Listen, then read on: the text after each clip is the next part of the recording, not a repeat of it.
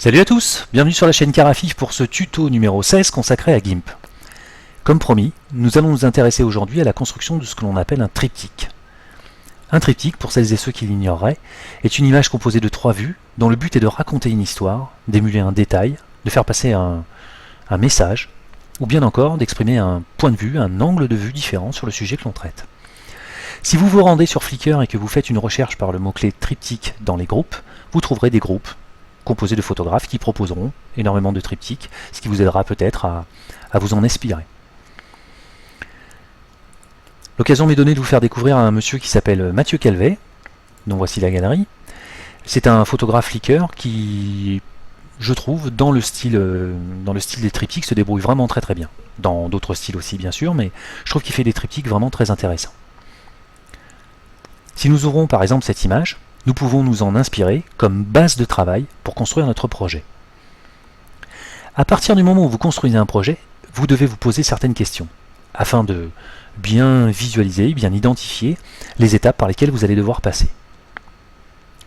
Nous savons plusieurs choses, que notre image va devoir accueillir 3 vues au format carré, qu'elle aura un format horizontal, et qu'à partir de ce moment-là, pour faire une répartition géométrique de ces images, nous devons nous poser certaines questions.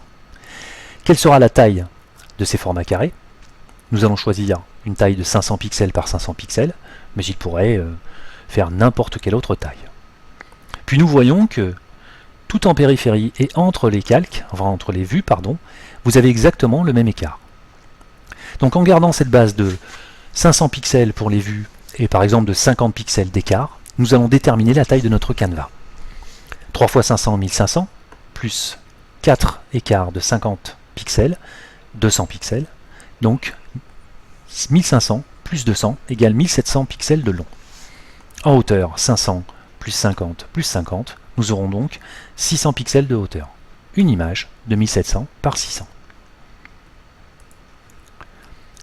Je vous rassure, mes calques sont déjà faits, ça nous aura un petit peu mâché le travail. J'ai donc 3 calques de 500 pixels par 500 pixels.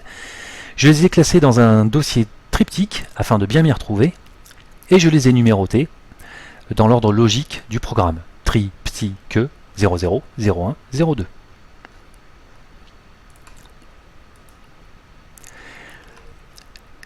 À partir du moment où on s'attaque à un projet, aussi simple ou compliqué soit-il, on se doit d'adopter une certaine méthodologie de travail et donc, à la construction du projet, d'y réfléchir un petit peu. Si l'on prend comme base bien entendu notre triptyque, puisque c'est l'objet de ce tuto d'aujourd'hui, nous aurons plusieurs choses dans notre projet. Nous aurons d'abord un calque d'arrière-plan, dont nous avons déjà déterminé la taille, 1700 pixels par 600 pixels de haut.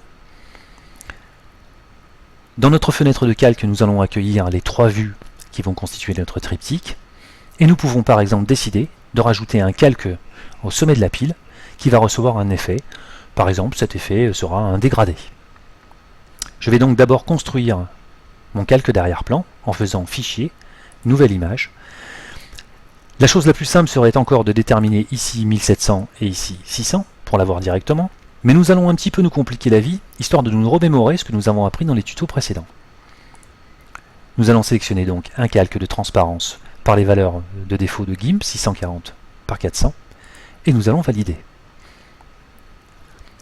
Nous allons faire varier la taille de notre canevas, car celle-ci ne nous convient pas pour l'instant, donc nous allons faire Image, taille du canevas, et nous allons rentrer la valeur de votre nouvelle image, 1700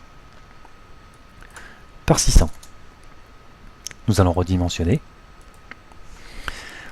faire un petit zoom arrière, histoire d'y voir plus clair, et nous nous rendons compte, comme nous l'avions vu dans les tutos précédents, que le liseré, donc la limite de la taille du calque, ne correspond pas du tout à ce que l'on voudrait, puisque on va vouloir exploiter tout cet espace. Nous allons donc restituer cette taille du calque à la taille du canevas.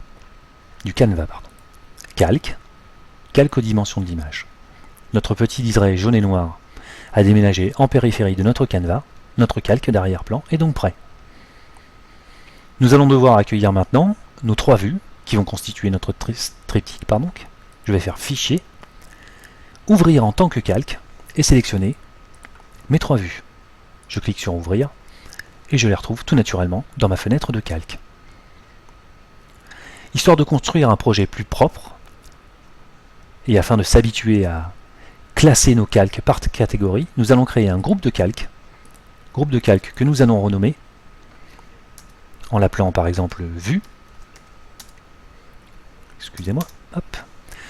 Et nous allons faire glisser nos vues dans le groupe de calques afin de faire un peu d'ordre dans notre projet. Nous avons donc notre calque d'arrière-plan, notre groupe de calques vus. Nous pourrions par exemple, dans le cadre de certaines tâches, les chaîner et les modifier tous ensemble. Et l'arborescence permet d'avoir une vision plus propre du projet. Il nous reste encore à créer un calque qui va recevoir notre dégradé, donc calque, nouveau calque, transparence. Je vais placer ce nouveau calque au sommet de ma pile et le renommer avec le nom de son effet afin de mieux m'y retrouver dans mon projet. Mon squelette est prêt, je vais pouvoir à ce stade enregistrer mon projet afin que si le téléphone sonne, je ne perde pas la totalité de mon travail. Enregistrer sous. Je vais donner un nom éloquent à mon projet, je vais donc l'appeler triptyque, comme ça au moins aucune ambiguïté. Je vais garder le format XCF qui est le format projet et enregistrer. Si je dois interrompre mon travail ou réutiliser ce fichier à des fins de construction d'autres triptyques, je garderai mon squelette intact.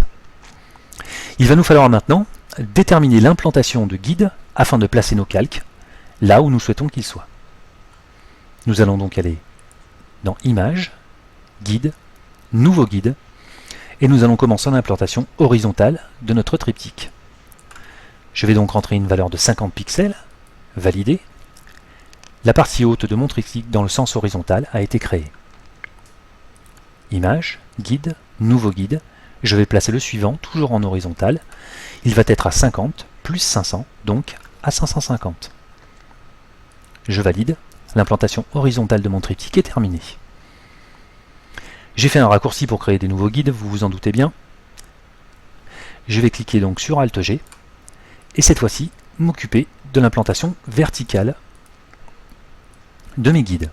Je vais faire partir un premier guide à 50 pixels dans le sens vertical, puis recommencer l'opération en rajoutant les suivants.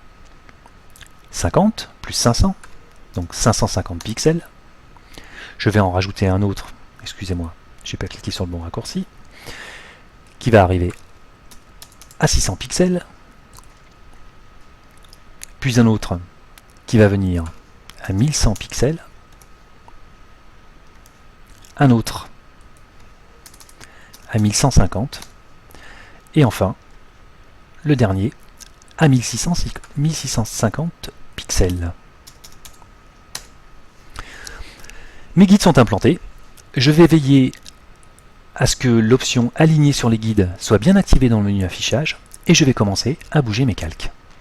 Je vais sélectionner le premier calque, tri, et je vais le déplacer en veillant bien à ce que l'option déplacer le calque actif soit bien encochée. Je vais placer mon premier guide, sélectionner le queue qui est caché derrière, je vais l'implanter, hop, dans ces guides, et mon travail d'implantation est terminé. Je n'aurai plus besoin de mes guides, je vais donc cliquer sur Images, Guide, enlever tous les guides.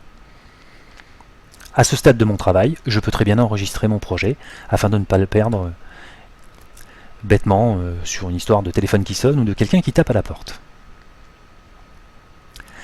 Je vais rajouter une couleur blanche sur mon calque d'arrière-plan. Je vais sélectionner mon calque d'arrière-plan, cliquer sur le pot de peinture, veiller à ce que la couleur blanche soit encochée, et je vais remplir mon calque d'arrière-plan.